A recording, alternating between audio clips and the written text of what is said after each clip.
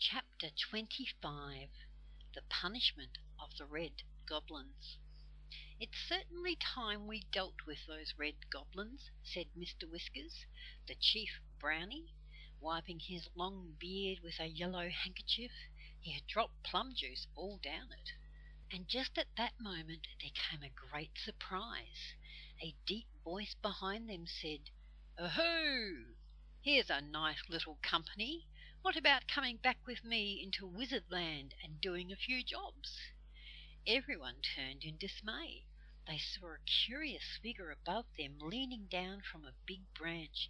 It was a wizard whose green eyes blinked lazily like a cat's. "It's Mighty One the Wizard," said Moonface, and he got up to bow, for Mighty One was as mighty as his name, and everyone did the same. "Who is he?" whispered Fanny.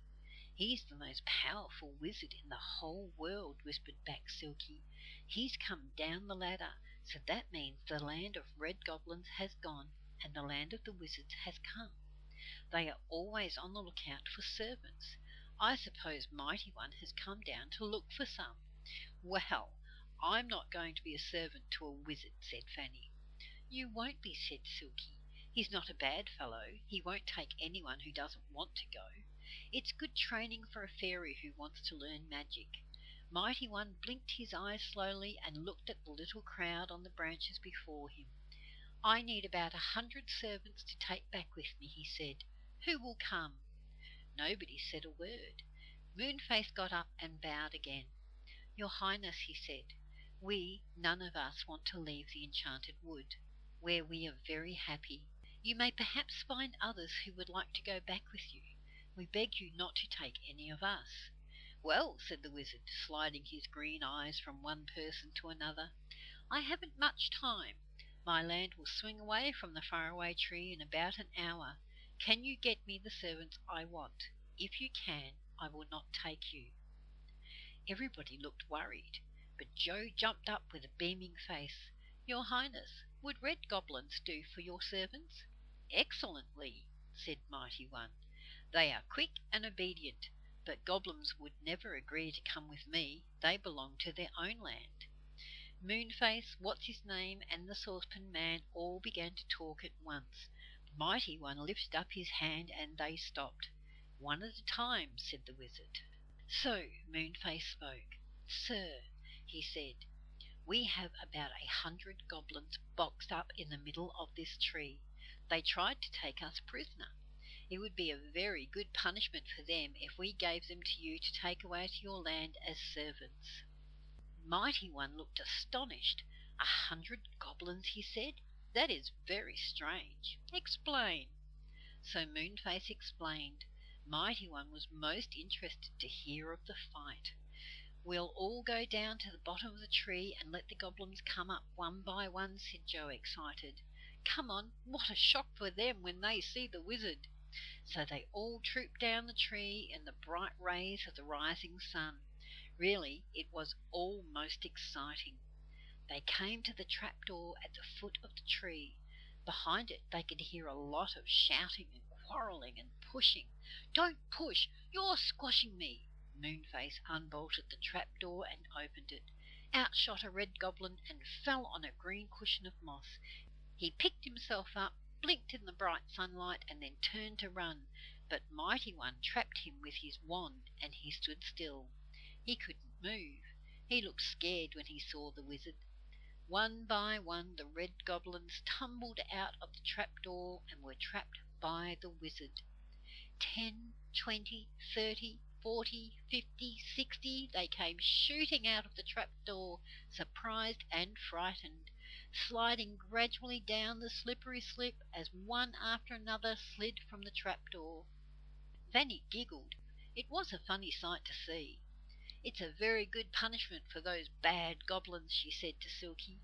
"They came down the ladder to trap you, and now someone else has trapped them, and is taking them back to his land." The red goblins stood in a sulky row, quite unable to run away. "Quick, march," said the wizard, when the last one slid out of the trapdoor, and up the tree went the sulky goblins. It was no use trying to escape.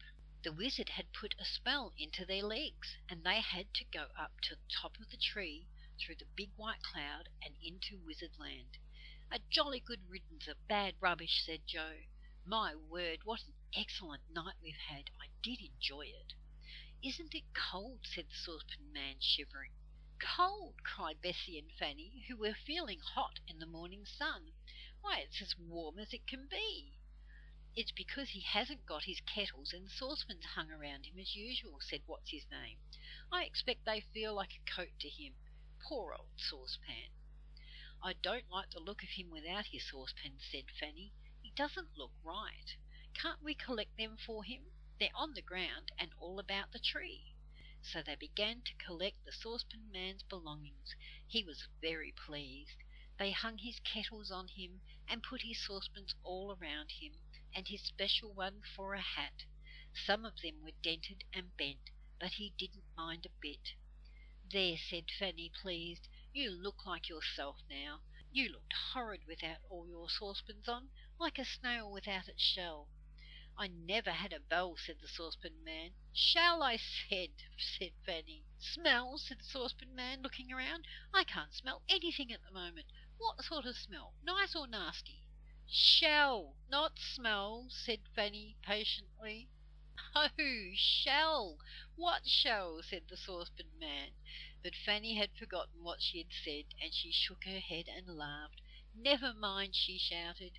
"We really must go," said Joe. "Mother will be up and wondering whatever has happened to us. Oh dear, I do feel sleepy. Come on, girls." They said good-bye to all the tree dwellers and set off through the enchanted wood. Silky went back to her house in the tree, wondering what had happened to her clock, which hadn't joined in the fight at all. It had been fast asleep. Moonface went back to the tree, yawning.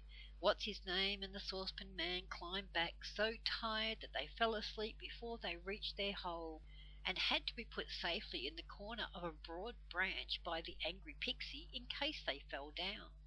Dame Washalot went back, making her mind to do no washing that day.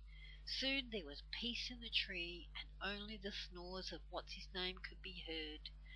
Far away up the tree in the land of the wizards, the red goblins were working hard. They had got a good punishment, hadn't they? They wouldn't be in such a hurry to catch other people in the future. The three children got home, and their mother stared at them in surprise. "You're up this early in the morning," she said. "I thought you were still in bed asleep. Fancy getting up and going out for a walk before breakfast like that." How sleepy the children were that day, and dear me, didn't they go to bed early that night.